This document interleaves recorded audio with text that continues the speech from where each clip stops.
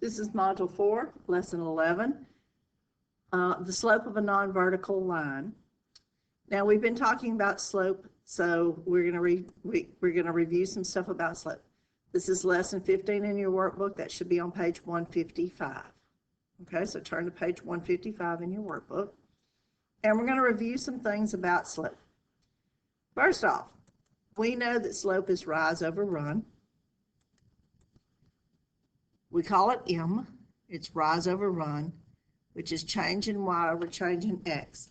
And we're working on that, guys, because we eventually are going to be writing linear equations. Y is equal to mx plus b, or y is equal to mx. And we're going to start doing that tomorrow. But right now, I want to make sure that you know what M is. M is your slope, your rate of change. M is your rate of change. If you do it as a unit rate, it would be your unit rate of change, okay? To find it on a graph, it's rise over run, or the change in Y, that means up or down, versus the change in X, left and right. Let's find the slope of this line. First off, to find slope, you've got to have points that are where grid lines meet. See, I couldn't use this point because it's not where two grid lines meet. I need this point because it's where two grid lines meet. The next one where two grid lines meets is right here. Okay, so now let's find our slope, our rise over our run. Notice, our grid lines are all in ones here. So we're going up 1, 2, up 2. And we are going in the positive direction on the x-axis, 1, 2, 3, okay? Since slope is change in Y over change in X, that would be on our Y-axis, we're going up 2. On our X-axis, we're going in the positive direction, 3.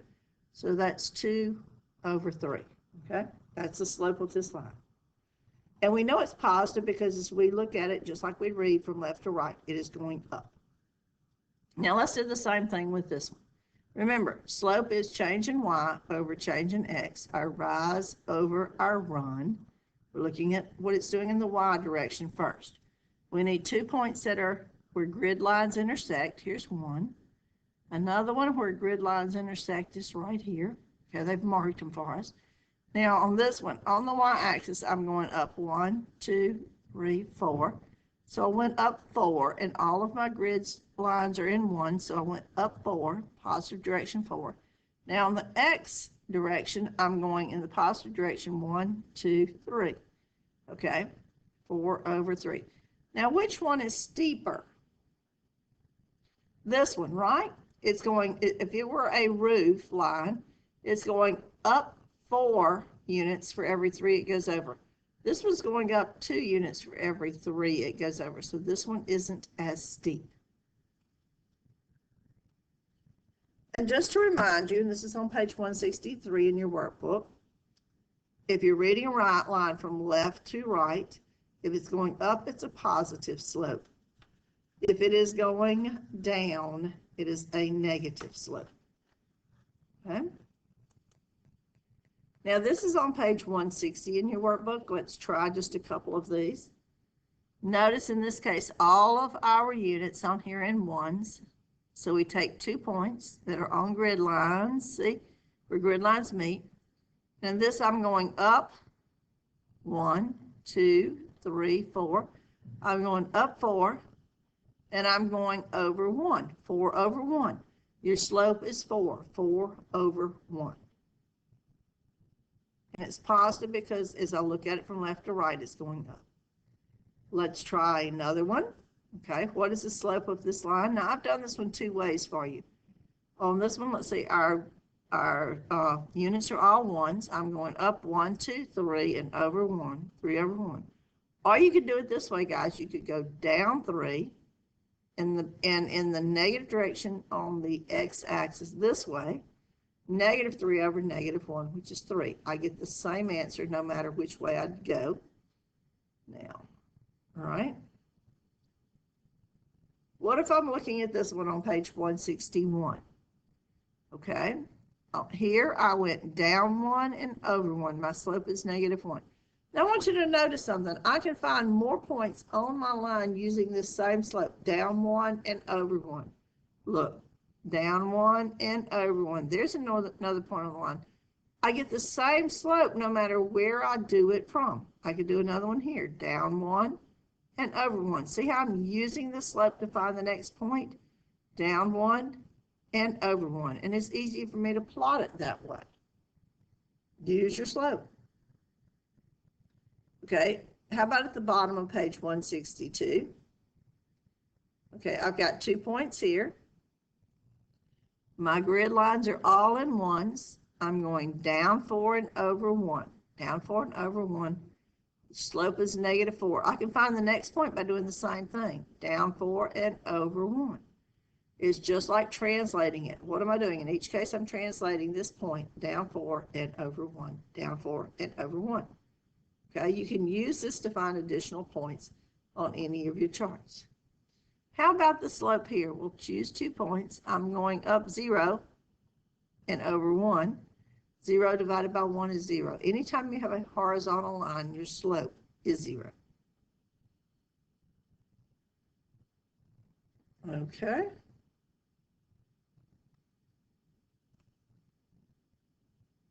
On page 174 in your workbook, if I looked at this one, okay, these units are all in ones. I'm going, what, down 5 and over 1. My slope is -5 over 1, which is -5.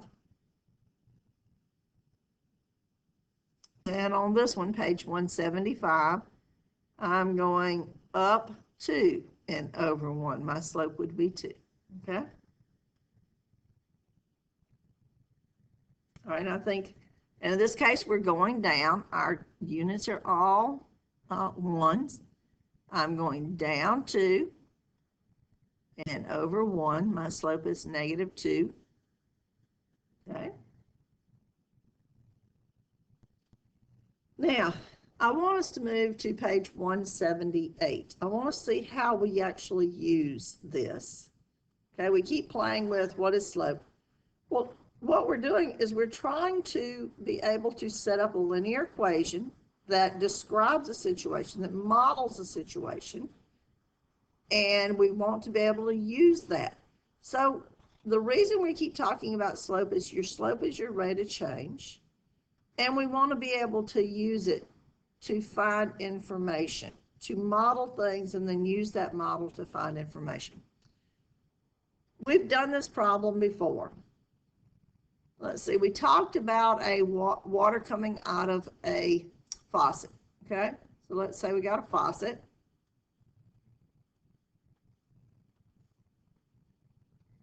Got a faucet, and we got water coming out. And it's going into some sort of tub. Here's our water coming out, okay? Now, suppose the volume of water that comes out in 3 minutes is 10.5 gallons. What they're going to ask me down here is how many gallons of water flow out in 1 minute. Well, let's think about this. Our slope, our rate of change, our m in a linear equation, y is equal to mx, or y is equal to mx plus b. We're going to use the mx right now because we're starting with 0. The b is 0. Our rate of change, our m, is 10.5 gallons per 3 minutes. That's our rate, isn't it? That's how much is coming out. Well, it asks me down here, how many's coming out per minute? Well, if I need this per 1 minute, how do I get that per 1 minute? Wouldn't I divide the 10.5 by 3? If you divide 10.5 by 3, your rate of change is 3.5 gallons per minute, per 1 minute, okay? This is called our unit rate because on the bottom is 1. 3.5 gallons per 1 minute. And whenever we're doing a rate, we always have time on the bottom. 3.5 gallons per minute. That's a unit rate. That tells me how much is coming out in 1 minute. Assume that the graph of the situation is a line, as shown in the graph. It is. We know that. Okay. What's the slope of this line? Now, guys, this is where they want you to understand how rise over run works. See, our unit rate, or our rate of change, is m in this equation. We've written the equation before. Y is equal to mx. That's y is equal to 3.5 gallons per minute times number of minutes, right? Couldn't we find this m? See, your 3.5 is your m, isn't it? Couldn't we also find this m if we've got a chart by using rise over run? So we had a word problem, or we may be able to find it by doing rise over run. This isn't on a grid line, but look, this one is, and so is that one. Let's try rise over run here. My units are 1 along here, so I'm going up 1, 2, 3, 4, 5, 6, 7. I'm going up 7, and over, my units are 1s here, 1, 2. What's 7 divided by 2? Put that in your calculator. You're going to get 3.5. Look, m is 3.5 if I wrote it from the word problem, or if I calculated it using rise over run on my graph. I get the same value for m, okay? And in this case, it's my unit rate, 3.5 gallons per minute. That's what that means. Let's try the next one in your workbook, and it's on page 179. These are things that we've already had in our workbook we should have already done. We're going to try this one now.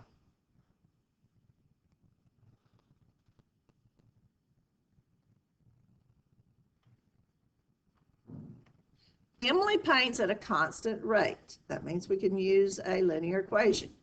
She can paint 32 square feet in 5 minutes. So guys, we can write our rate of change. M is our rate of change. That's 32 square feet in 5 minutes, okay? Now, we've written equations before. Here was our x, here's our y. We know we start with our linear equation. Y is equal to mx.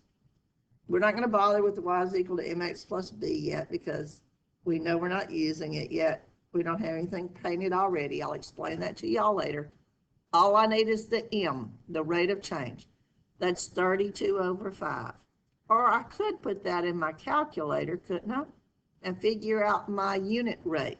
This is 32 square feet per 5 minutes. How could I get the number of square feet per 1 minute? Okay. Can I divide 32 by 5? And if I do, guys, see 32 by 5, I get 6.4 square feet per 1 minute. My equation could also be y is equal to 6.4 times x. These are equal. They're the same, right? Our m is the 32 over 5. Our m is the 6.4, right? Same thing. 32.5 divided by 5, 32 divided by 5 is 6.4. Now let's go down here and see what this is. How many square feet can Emily paint in 1 minute? We just said it, 6.4 square feet in 1 minute. What is her unit rate? This is the unit rate because when the y is 1, what you got here is your unit rate. It's per 1 unit, 6.4 square feet per 1 minute. Okay. Assume that the graph of the situation is the line as shown. What's the slope of the line? Well, you're looking at this and you're going, okay, this one's on a grid line, but none of the rest of these are where grid lines meet. Okay. What if we figure out where this actually is on the y-axis? We know it's on 1 here. Where is this actually on the y-axis? Well, I had it up here.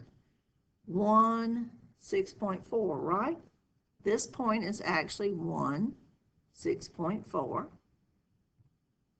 So see, guys, that's at 6.4.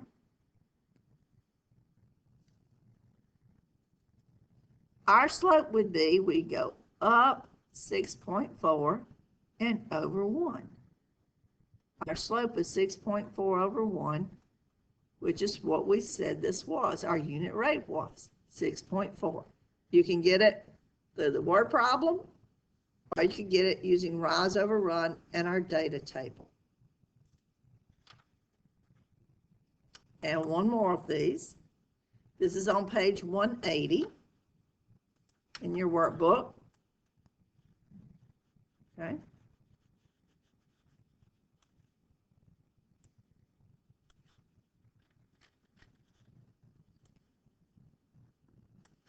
In this one, it says a copy machine makes copies at a constant rate. The machine can make 80 copies in 2.5 minutes. There is our rate of change. 80 copies, and remember, time's always on the bottom. 80 copies in how much time? 2.5 minutes. That's our rate of change right there. Can I do it as a unit rate? Can I get this as 1 minute? Couldn't you divide 80 by 2.5?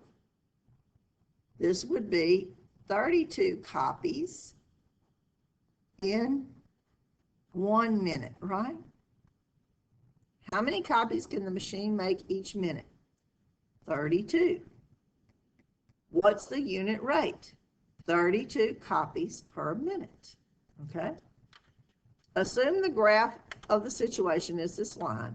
What's the slope of the line? Well, guys, we can use rise over run.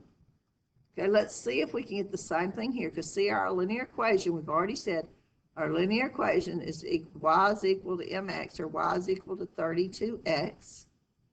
Here's your m.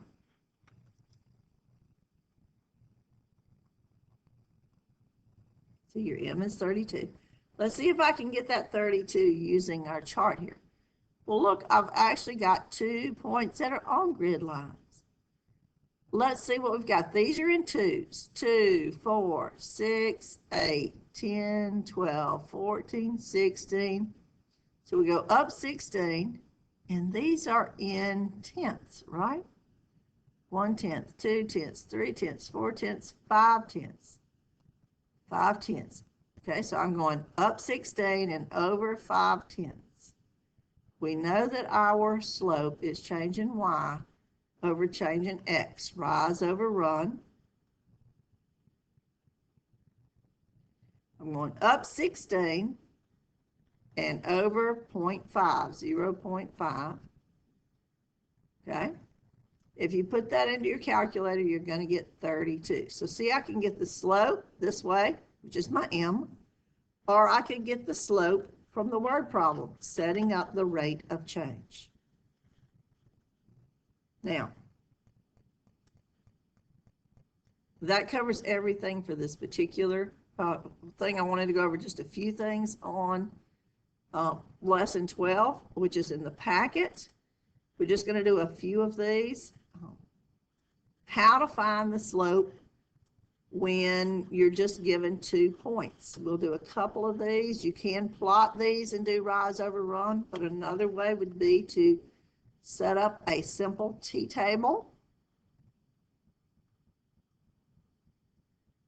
You know that this is 1 point with an x and a y value. This is another with an x and a y value.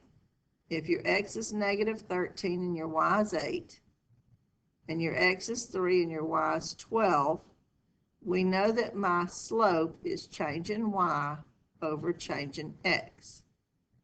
The change in y here would be 8 minus 12. See, I found the difference. Okay. The change in x would be negative 13 minus 3. You have a calculator. 8 minus 12 is negative 4. Negative 13 minus 3 is negative 16. A negative divided by a negative is a positive. If I reduce this by 4 over 4, I get 1/4. My slope is 1/4. Let's do another one of those. Okay. We know this is my x value and this is my y. Same for this point. set up a t-table with x and y, and use these 2 points to find your slope, x, y, x, y, okay? Slope is the change in y over the change in x. The difference in my x values here would be negative 12 minus 16, 19 minus 5. Negative 12 minus 16 is negative 28. 19 minus 5 is 14. That gives me negative 2. My slope is negative 2. That's how you can do this, or you can plot these on a graph and do rise over run. And I want to look at one other example down here. This is on the next page in your packet toward the bottom. They show find the slope of a line that passes through these points. Okay, simple enough. If I'm dealing with this situation, they've given me a data table with several points in it. What I'm looking at here are these points, negative 6, 11, negative 2, 1, 2, negative 9, and 4, negative 14. You can plot all of these and use rise over run. Or you can say, I just need 2 points to do this. Let's pick 2 points to use, okay? I'm picking these 2 points right here. Slope is change in y over change in x. Okay. My difference in my y's would be 11 minus 1. My difference in my x is negative 6 minus negative 2. 11 minus 1 is 10. Negative 6 minus negative 2 is negative 6 plus 2, which gives me negative 4. That would be negative 5 over 2. Okay? Let's do one more of those, and it does not matter which 2 points we pick. I'll pick these 2 points this time, just so you'll see that it doesn't matter what 2 points we pick. Pick 2 points. My slope is change in y over change in x. Okay? In this case, that would be negative 2 minus 1 over negative 3 minus negative 2. Negative 2 minus 1 is negative 3. Negative 3 minus negative 2 is negative 3 plus 2, so that's negative 1. Negative divided by negative is a positive. My slope is 3. Okay? That covers different ways to find slope.